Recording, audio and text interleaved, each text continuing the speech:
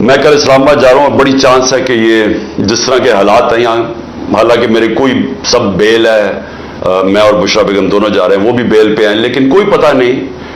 کہ یہاں کیونکہ قانون اس کے اوپر تو عمل ہو نہیں رہا، تو کسی چیز پہ مجھے اریسٹ کر سکتے ہیں، مجھے زیادہ چانسز ہے کہ مجھے گرفتار کر لیں گے کل۔ اس سے کوئی فرق نہیں پڑے گا، جو بھی کریں گے اس سے فرق نہیں پڑے گا۔ لوگ اگر اتنی تعداد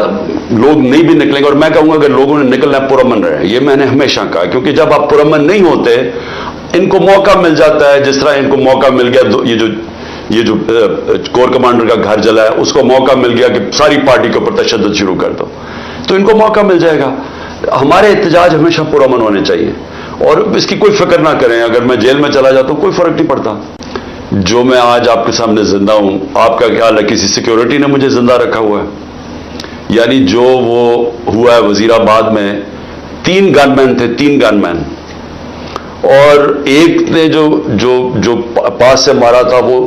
ابتسام ایک ہیرو نکلا، اس نے اوپر ہاتھ نہ رکھتا تو وہ ساری گولیاں اوپر لگ جانی تھی، پاس ہی تو کھڑا تھا وہ نیچے،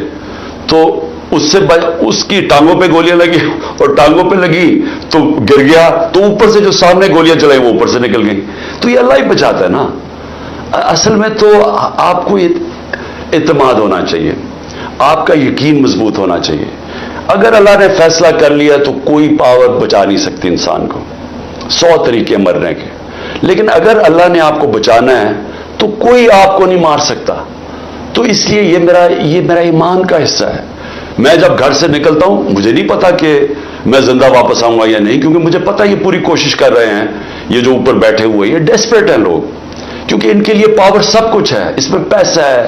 اس میں پیسہ بچانا ہے، بن رہا ہے، بچ رہا ہے،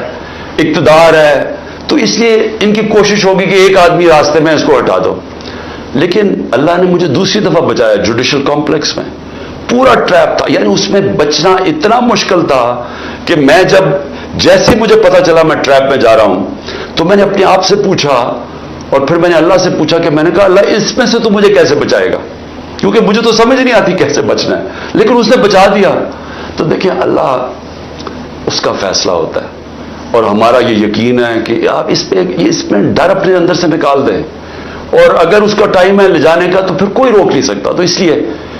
اپنے ذہن میں ڈال لیں کہ ہمارا ایمان لا الہ الا اللہ، ہمارا اللہ میں ایمان ہے، میرا ہے، اس میں کوئی نہیں ہے خدا سوائے اللہ کے، اس لیے میں کسی سے ڈرتا نہیں ہوں۔